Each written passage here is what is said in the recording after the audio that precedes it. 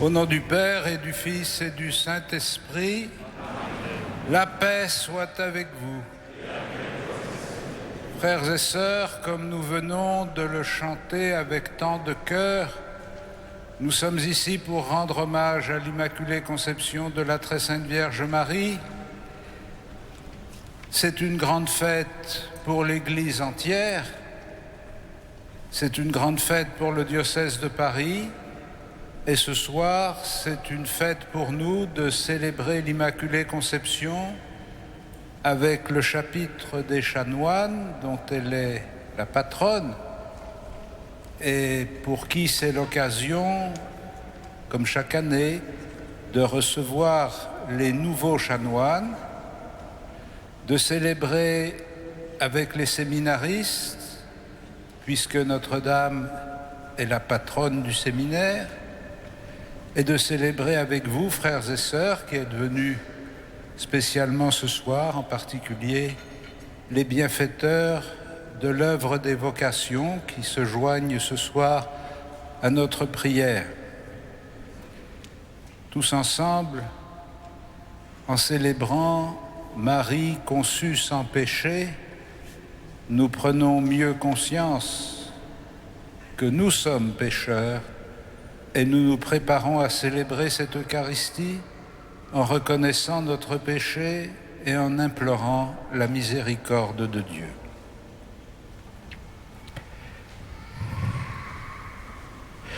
Je confesse à Dieu Tout-Puissant, je reconnais devant mes frères que j'ai péché en pensée, en parole, par action et par omission. Oui, j'ai vraiment péché.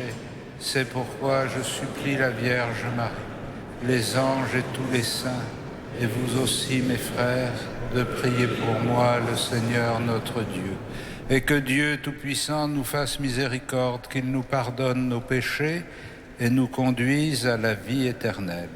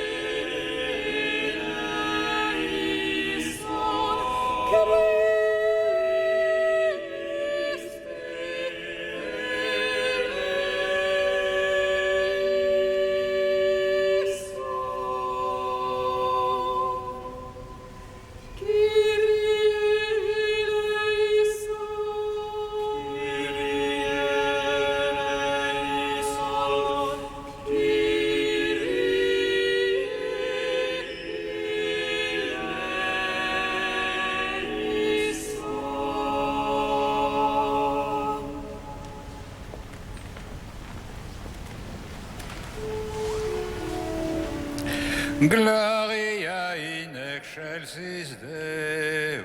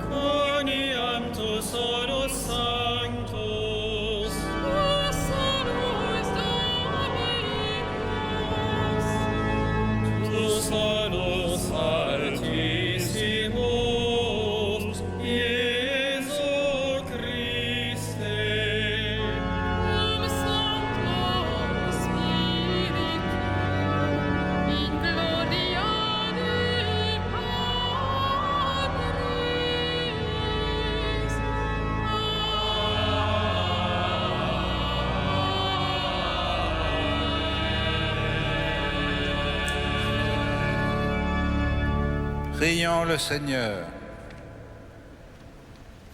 Seigneur, tu as préparé à ton Fils une demeure digne de lui par la conception immaculée de la Vierge.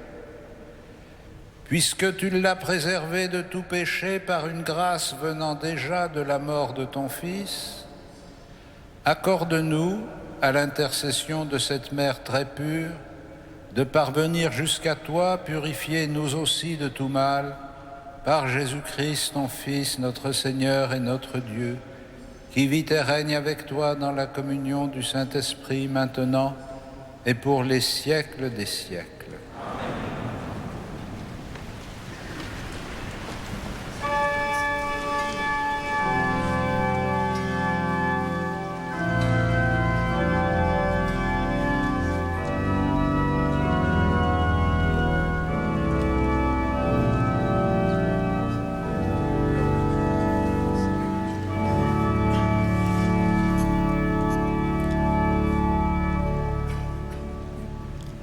Lecture du livre de la Genèse.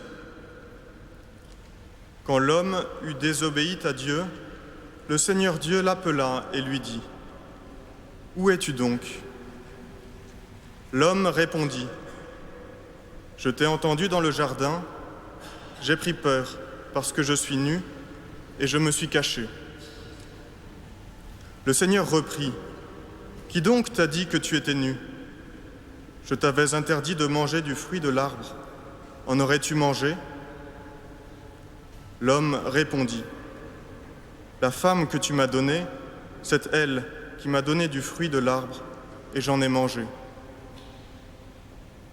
Le Seigneur Dieu dit à la femme : « Qu'as-tu fait là ? » La femme répondit : « Le serpent m'a trompée, et j'ai mangé. »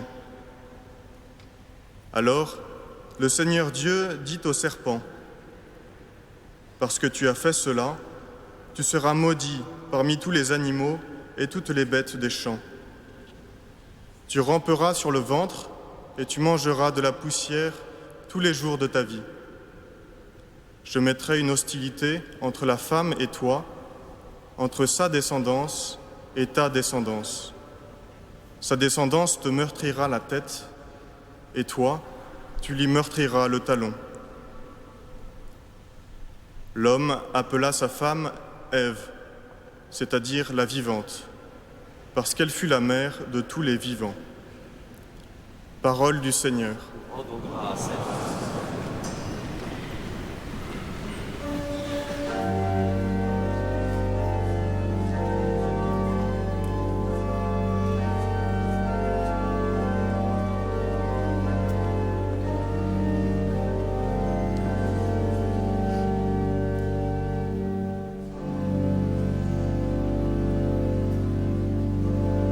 Le Seigneur fit pour moi des merveilles, saint est son nom.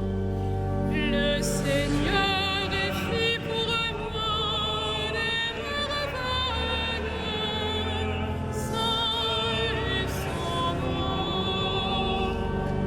Chantez au Seigneur un chant nouveau, car il a fait des merveilles. Par son bras très saint, par sa main puissante, il s'est assuré la victoire. Le Seigneur fit pour moi des merveilles, saint est son nom. Le Seigneur a fait connaître sa victoire et révélé sa justice aux nations. Il s'est rappelé sa fidélité, son amour en faveur de la maison d'Israël. Le Seigneur fit pour moi des merveilles, saint est son nom. La terre entière a vu la victoire de notre Dieu. Acclamez le Seigneur, terre entière.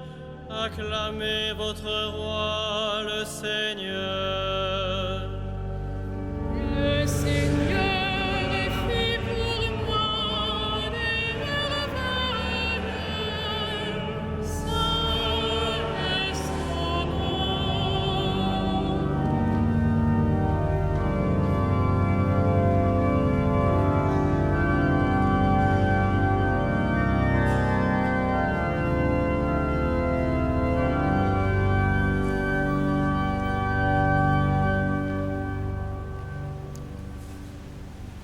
Lecture de la lettre de saint Paul apôtre aux Éphésiens.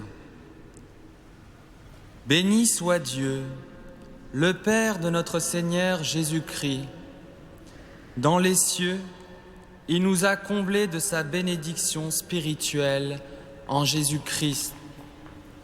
En lui, il nous a choisis avant la création du monde pour que nous soyons, dans l'amour, saints et irréprochables sous son regard. Il nous a d'avance destinés à devenir pour lui des fils par Jésus-Christ. Voilà ce qu'il a voulu dans sa bienveillance, à la louange de sa gloire, de cette grâce dont il nous a comblés en son Fils bien-aimé. En lui, Dieu nous a d'avance destinés à devenir son peuple, car lui qui réalise tout ce qu'il a décidé, il a voulu que nous soyons ceux qui avaient espéré dans le Christ à la louange de sa gloire. Parole du Seigneur.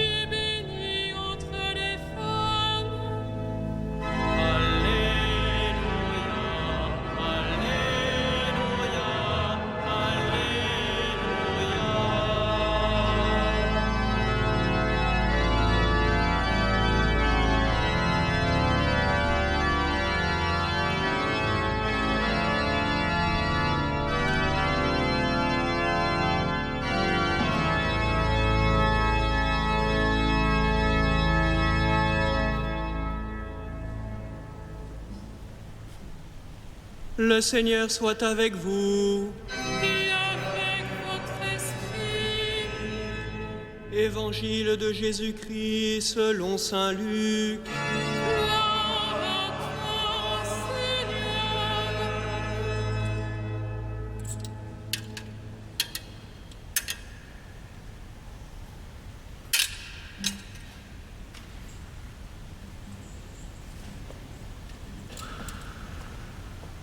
L'ange Gabriel fut envoyé par Dieu dans une ville de Galilée appelée Nazareth, à une jeune fille, une vierge, accordée en mariage à un homme de la maison de David, appelé Joseph. Et le nom de la jeune fille était Marie.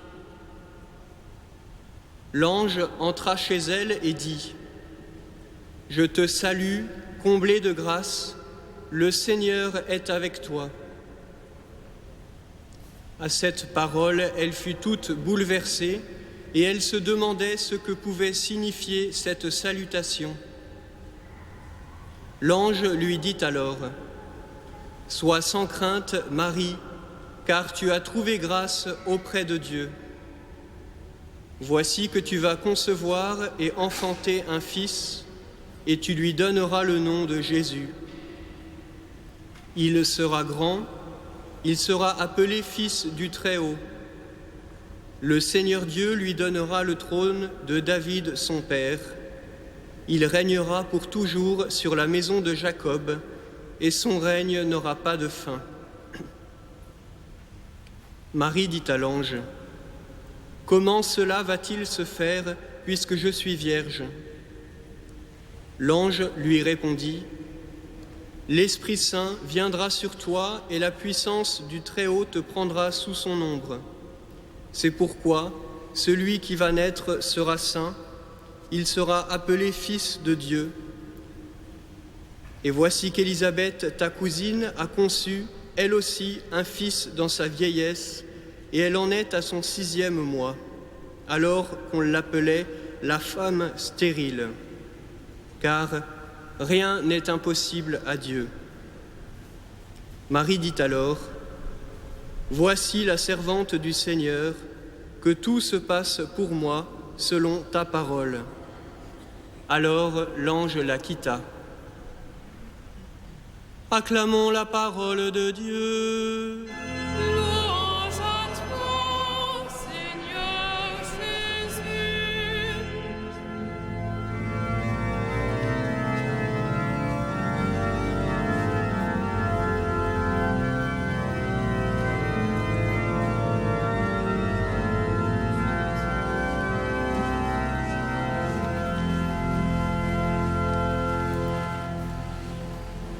Frères et sœurs, j'ai souhaité que cette année pastorale soit consacrée à l'appel.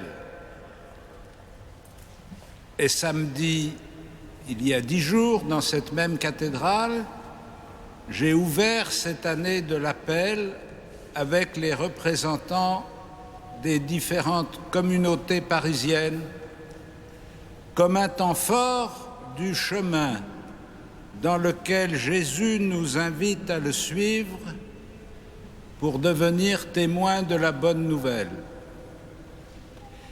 Et je suis heureux ce soir de pouvoir confier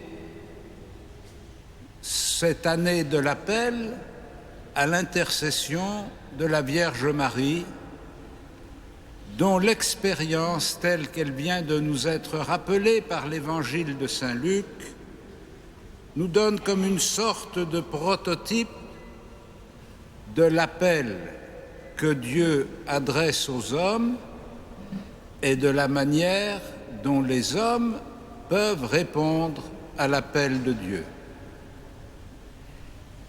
Aussi, il convient que chacune et chacun d'entre nous, devant l'évocation de ce que nous appelons l'Annonciation, revienne sur ses propres expériences d'appel, à quelque étape que nous en soyons de notre vie, que nous approchions du terme qui se conclura par un dernier appel, ou que nous en soyons encore au printemps, comme vous qui êtes séminaristes et qui êtes entrés dans un chemin de réflexion, de prière et de discernement pour répondre à ce que vous espérez être l'appel de Dieu, à quelque moment que nous en soyons de notre vie, l'appel de Dieu est toujours un événement nouveau. Il est toujours une provocation adressée à notre liberté, une demande pour savoir si nous sommes prêts, non pas à assumer par nous-mêmes la tâche que Dieu veut nous confier, mais à nous en remettre dans la foi à ce que Dieu peut faire lui-même à travers notre vie, qu'il me soit fait selon ta parole. Cette réponse de la Vierge Marie, qui formule d'une façon à la fois très simple et très profonde l'ouverture totale de sa disponibilité à l'action de Dieu, est la réponse à l'annonce de la foi que l'ange lui a faite: rien n'est impossible à Dieu. Mais nous mesurons bien l'écart qui peut exister entre cette réponse de la Vierge Marie et nos propres réponses.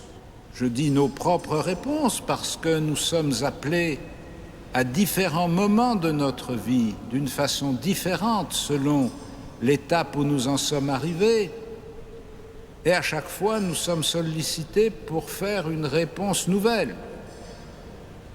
La réponse d'un enfant n'est pas celle d'un jeune homme, et celle d'un jeune homme n'est pas celle d'un père de famille, et celle d'un père de famille n'est pas celle d'un vieillard.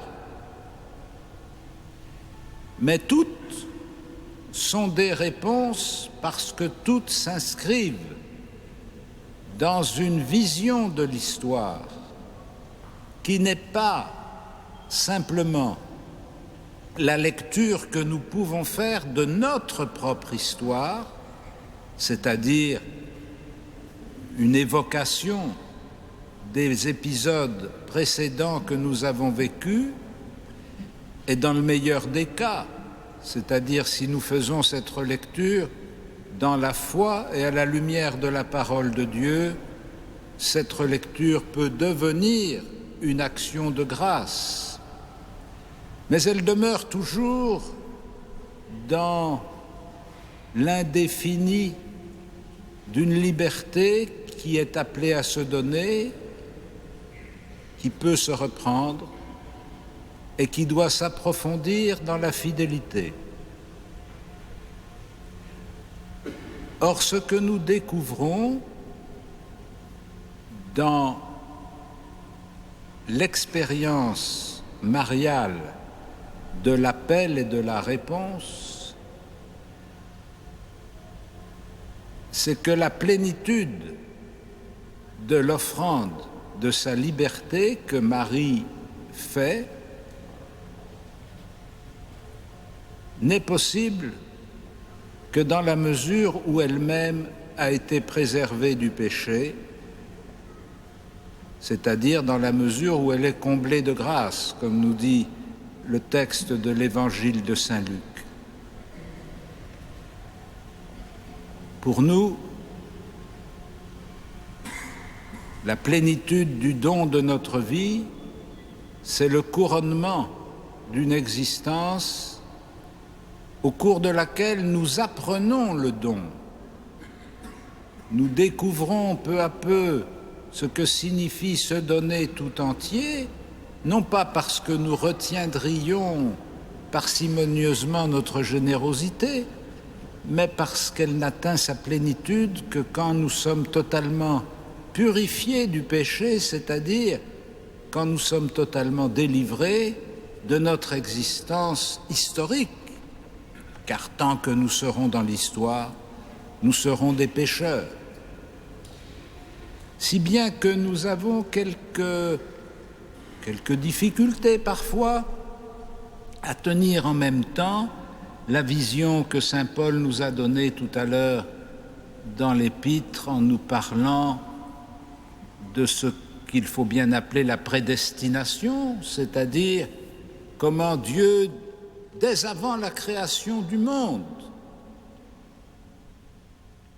est en dynamisme, en mouvement, en action, pour produire des enfants de Dieu.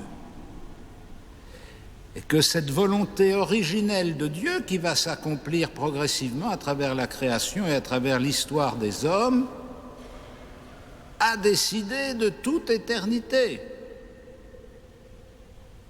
Ce que nous ne savons pas et que nous découvrons progressivement dans le déroulement de l'histoire. Et ce n'est seulement que par une complication mentale ou un sophisme de l'esprit que nous nous faisons peur de temps en temps en essayant d'opposer cette volonté originelle de Dieu à l'exercice réel de notre liberté. Dieu, dès avant le commencement du monde, saisit dans un présent éternel non seulement l'acte de création par lequel il va enclencher l'histoire humaine, mais encore la désobéissance qui va constituer l'acte fondateur du péché, mais encore la rédemption qui va s'accomplir dans la mort et la résurrection du Christ, mais encore la plénitude du don de l'Esprit pour rassembler l'humanité tout entière dans la famille de Dieu. Et de cet éternel présent, nous, hommes et femmes qui cheminons dans les brumes de l'histoire humaine, nous découvrons peu à peu comment il s'accomplit à travers chacune de nos vies, et sans jamais, d'aucune façon, forcer notre adhésion, nous enfermer dans une perfection préétablie qui, de toute façon, ne résisterait pas à la réalité du mal qui existe en ce monde. Ce que les exégètes ont appelé le protévangile que nous avons entendu tout à l'heure dans le livre de la Genèse et qui annonce déjà non seulement le combat entre le serpent et la femme, mais la victoire ultime de la femme et de sa descendance. Déjà, au premier moment de l'infidélité, la miséricorde et la résurrection sont annoncées dans le vouloir de Dieu. Cette conviction que Dieu façonne des saints au long des siècles à travers nos existences et à travers nos pauvres réponses est fortifiée par la figure de la Vierge Marie dans la plénitude de son adhésion, entravée par aucune retenue et par aucun péché. Mais elle est aussi progressivement développée pour prendre peu à peu la totalité de notre vie dans l'acte d'offrande du Fils donnant sa vie au Père par amour de ses frères. Frères et sœurs, tout le drame de l'histoire des hommes, ce drame de vie et de mort qui est constitué par le péché, est comme absorbé par avance dans la miséricorde de Dieu, sans que cependant nous soit épargné le combat par lequel nous devons ouvrir notre vie à la plénitude de la sainteté. Et comment entrerions-nous dans ce combat si nous n'étions pas convaincus de la victoire finale? Comment irions-nous nous battre contre nos désirs pervers, contre les tentations multiples, contre la haine qui traverse les relations entre les hommes, si nous n'étions pas convaincus que la mort a été vaincue dans le Christ? Comment cela pourrait-il se faire si ça n'était pas Dieu qui le faisait et si notre coopération n'était pas elle-même le fruit de la grâce en nos cœurs? Aussi cette vision de la lutte qui habite le cœur de l'homme, le cœur de chaque homme, qui est l'élément constitutif de notre liberté, comme aussi le combat qui traverse l'histoire des hommes, les uns avec les autres, comme aussi les méfaits des puissances du mal à travers le monde. Tout cela ne nous décourage pas, tout cela ne nous démobilise pas, tout cela ne nous écrase pas, mais au contraire sollicite en nous un renouveau de l'acte de foi. Si bien que quand j'ai invité l'Église de Paris à vivre une année de l'appel, c'était naturellement dans la prolongation de l'année de la foi, comme une sorte de réponse à cette année de la foi, comme une sorte de prise de conscience de la volonté initiale de Dieu qui veut rejoindre tous les hommes et qui a besoin de nous, non pas par faiblesse, mais parce qu'il veut que le don de son amour soit exprimé à travers des existences humaines, dans un langage et dans des gestes, dans des actions qui sont humainement intelligibles pour nos contemporains. Ainsi, frères et sœurs, présentons à Dieu à la fois la faiblesse et la fragilité de notre détermination, la force et la puissance de notre espérance, quand nous savons que c'est par sa grâce que nous pouvons vivre l'impossible, c'est-à-dire la sainteté, jour après jour, en communion avec ceux et celles qui nous ont précédés et dans l'anticipation de l'accomplissement plénier de la volonté de Dieu. Amen.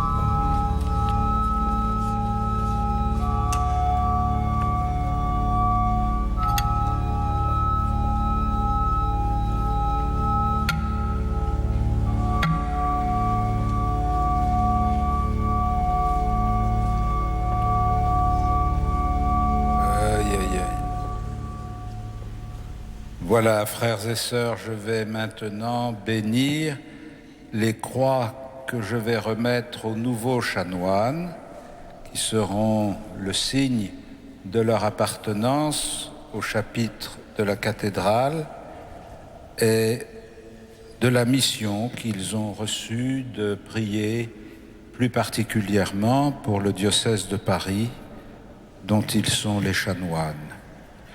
Que Dieu bénisse ces croix et ceux qui les porteront, au nom du Père et du Fils et du Saint-Esprit.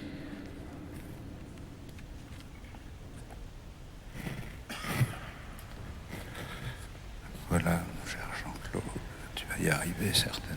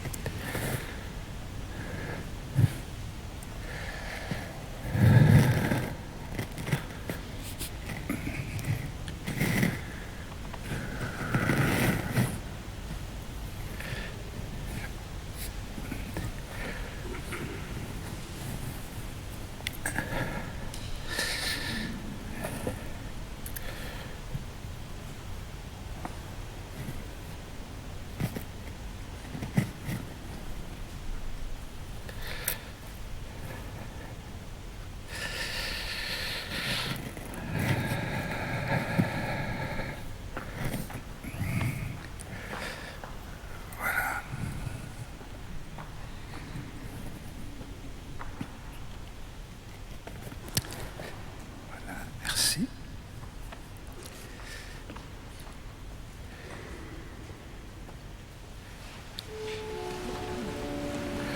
Credo in unum Deum,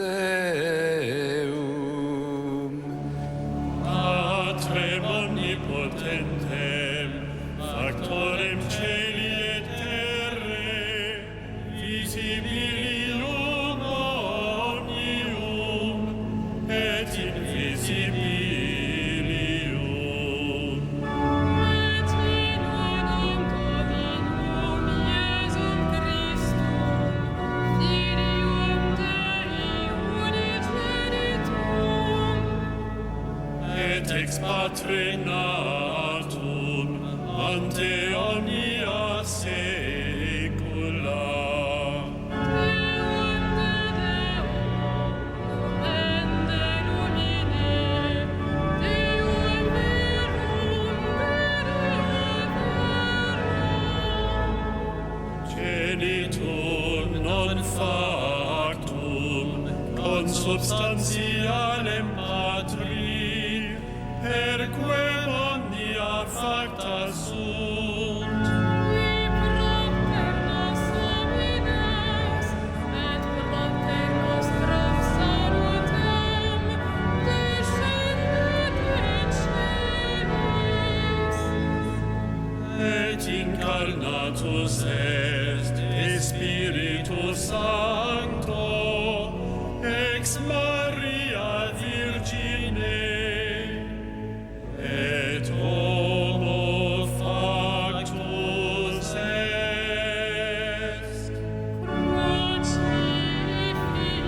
Crucifixus etiam pro nobis, sub Pontium Pilato, passus et sepultus est. Et resurrexit tertia die, secundum scripturas. Et ascendit in caelum, sedet ad dexteram Patris. Et iterum venturus est cum gloria, judicare vivos et mortuos, cuius regni non erit finis. Et in Spiritum Sanctum Dominum, et vivificantem, qui ex Patre Filioque procedit.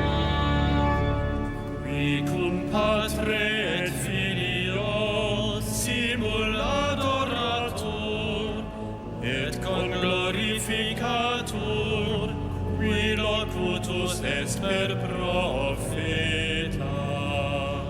Et una sancta catholica et apostolicam ecclesia Confiteorum baptisma in remissionem peccatorum. et expecto resurrectionem mortuorum Et vitam venturis seculi.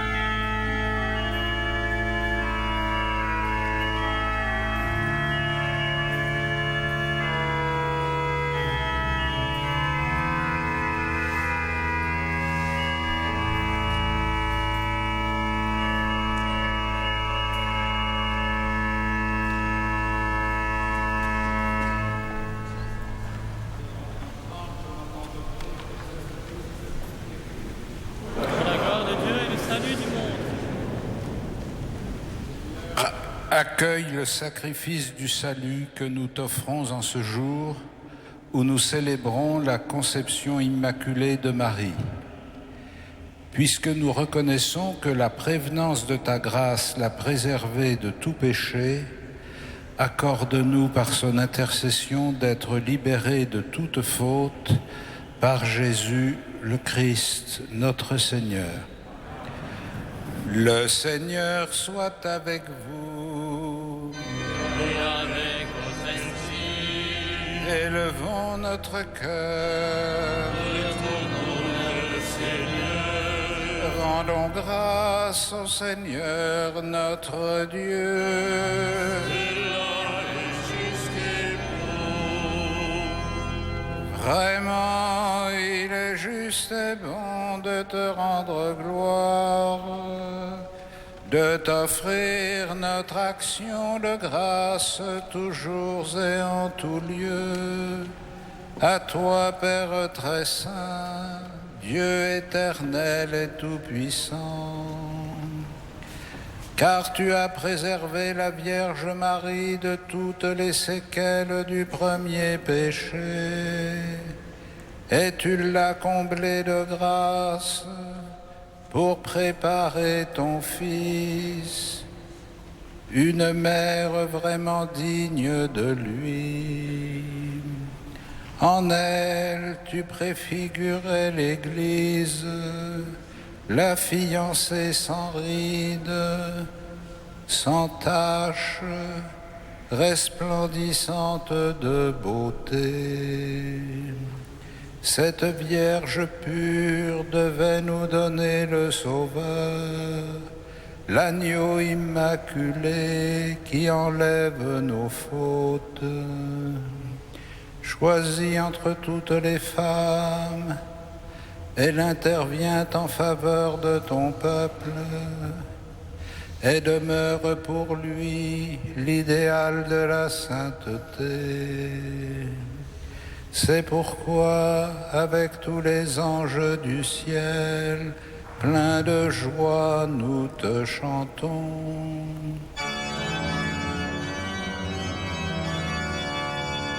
Saint, Saint, Saint, le Seigneur, Dieu de l'univers. Le ciel et la terre sont remplis de ta gloire. Hosanna au plus haut des cieux. Béni soit celui qui vient au nom du Seigneur. Hosanna au plus haut des cieux. Tu es vraiment saint, Dieu de l'univers, et toute la création proclame ta louange, car c'est toi qui donnes la vie, c'est toi qui sanctifies toutes choses par ton Fils Jésus-Christ, notre Seigneur, avec la puissance de l'Esprit Saint. Et tu ne cesses de rassembler ton peuple afin qu'il te présente partout dans le monde une offrande pure. C'est pourquoi nous voici rassemblés devant toi, et dans la communion de toute l'Église, nous célébrons le jour où la Vierge Marie a été conçue sans la faute originelle, puisque tu l'avais choisie pour être la mère du Sauveur. Par lui, qui a enlevé le péché du monde, Dieu Tout-Puissant, nous te supplions de consacrer toi-même les offrandes que nous apportons. Sanctifie-les par ton esprit pour qu'elles deviennent le corps et le sang de ton Fils, qui nous a écrit notre Seigneur, qui nous a dit de célébrer ce mystère. La nuit même où il fut livré, il prit le pain. En te rendant grâce, il le bénit, il le rompit et le donna à ses disciples en disant : « Prenez et mangez-en tous, ceci est mon corps livré pour vous. »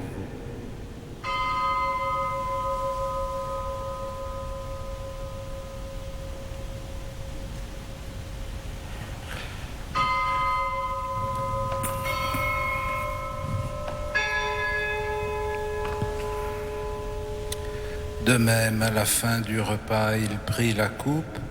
En te rendant grâce, il la bénit et la donna à ses disciples en disant : « Prenez et buvez-en tous, car ceci est la coupe de mon sang, le sang de l'alliance nouvelle et éternelle, qui sera versé pour vous et pour la multitude en rémission des péchés. Vous ferez cela en mémoire de moi.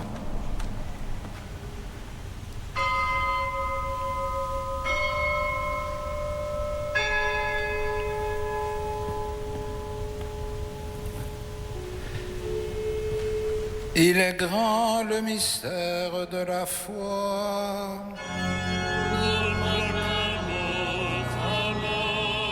Seigneur Jésus, nous célébrons ta résurrection, nous attendons ta venue dans la gloire. En faisant mémoire de ton Fils, de sa passion qui nous sauve, de sa glorieuse résurrection et de son ascension dans le ciel, alors que nous attendons son dernier avènement, nous présentons cette offrande vivante et sainte pour te rendre grâce. Regarde, Seigneur, le sacrifice de ton Église et daigne y reconnaître celui de ton Fils qui nous a rétablis dans ton alliance, quand nous serons nourris de son corps et de son sang et remplis de l'Esprit Saint. Accorde-nous d'être un seul corps et un seul esprit dans le Christ, et que l'Esprit Saint fasse de nous une éternelle offrande à ta gloire, pour que nous obtenions un jour les biens du monde à venir auprès de la Vierge Marie, la bienheureuse Mère de Dieu, de Saint Joseph, son époux, avec les apôtres, les martyrs, Saint Denis et tous les saints qui ne cessent d'intercéder pour nous. Et maintenant, nous te supplions, Seigneur, par le sacrifice qui nous réconcilie avec toi, étends au monde entier le salut et la paix. Affermis la foi et la charité de ton Église au long de son chemin sur la terre. Veille sur ton serviteur, le pape François, moi-même ton indigne serviteur, les frères que tu m'as donnés pour m'assister, l'ensemble des évêques, les prêtres, les diacres et tout le peuple des rachetés. Écoute les prières de ta famille assemblée devant toi et ramène à toi, Père très aimant, tous tes enfants dispersés. Pour nos frères défunts, pour les hommes qui ont quitté ce monde et dont tu connais la droiture, nous te prions. Reçois-les dans ton royaume où nous espérons être comblés de ta gloire, tous ensemble et pour l'éternité, par le Christ notre Seigneur, par qui tu donnes au monde toute grâce et tout bien. Par lui, avec lui et en lui. À toi, Dieu le Père Tout-Puissant, dans l'unité du Saint-Esprit, tout honneur et toute gloire pour les siècles des siècles.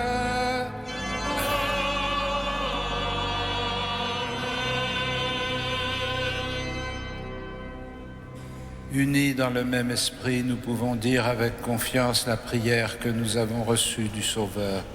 Notre Père, qui es aux cieux, que ton nom soit sanctifié, que ton règne vienne, que ta volonté soit faite sur la terre comme au ciel. Donne-nous aujourd'hui notre pain de ce jour. Pardonne-nous nos offenses, comme nous pardonnons aussi à ceux qui nous ont offensés. Et ne nous soumets pas à la tentation, mais délivre-nous du mal. Délivre-nous de tout mal, Seigneur, et donne la paix à notre temps. Par ta miséricorde, rends-nous libres du péché, rends-nous forts devant les épreuves en cette vie, où nous espérons le bonheur que tu promets et l'avènement de Jésus-Christ, notre Sauveur.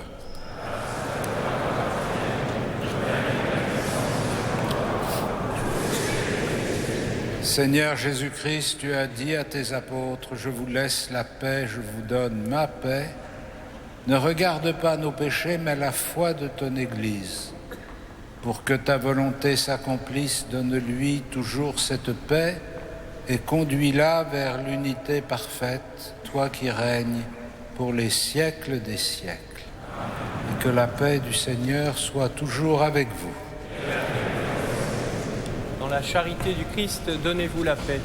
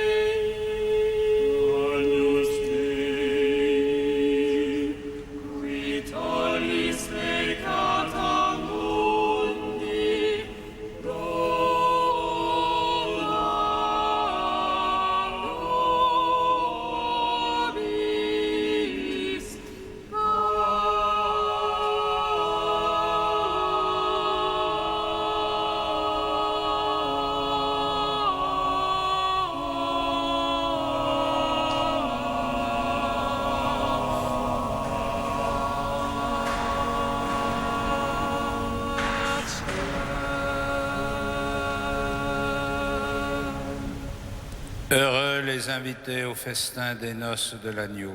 Voici l'agneau de Dieu qui enlève le péché du monde.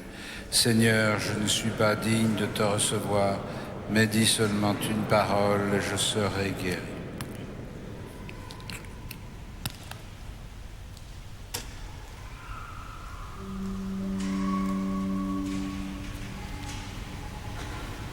Amen.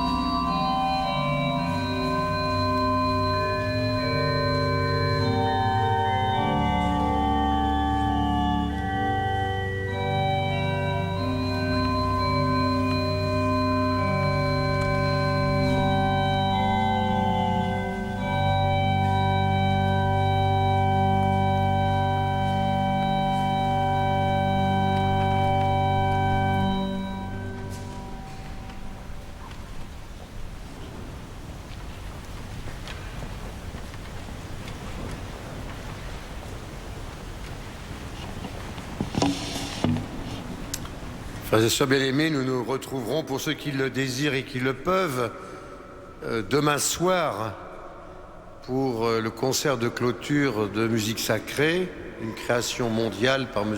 Hersan, avec l'ensemble de la maîtrise, le grand orgue et l'orgue de chœur sous la direction de Lionel Sceau, les sacs-boutiers et les anciens cuivres, les cuivres anciens de Toulouse. Un grand moment en perspective, vous pouvez prendre des places à l'accueil toute la journée de demain et même juste avant le concert si vous le souhaitez. Par ailleurs, je suis chargé par le chanoine du Tertre, supérieur du séminaire, de rappeler aux membres de soutien de l'œuvre des vocations qu'ils sont invités à passer, s'ils le désirent, s'ils le peuvent, par la porte qui est sur ma droite pour rejoindre quelques festivités qu'ils attendent à la maison diocésaine, si j'ai bien compris. Donc, à bon entendeur, salut. Pouvons nous lever pour terminer ensemble notre prière.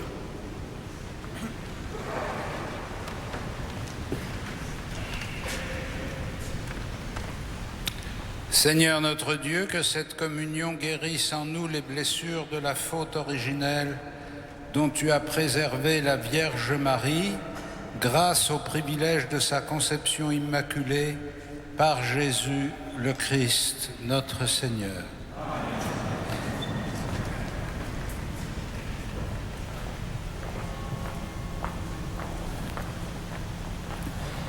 Le Seigneur soit avec vous. Que Dieu Tout-Puissant vous bénisse, le Père, le Fils et le Saint-Esprit. Allez dans la paix du Christ.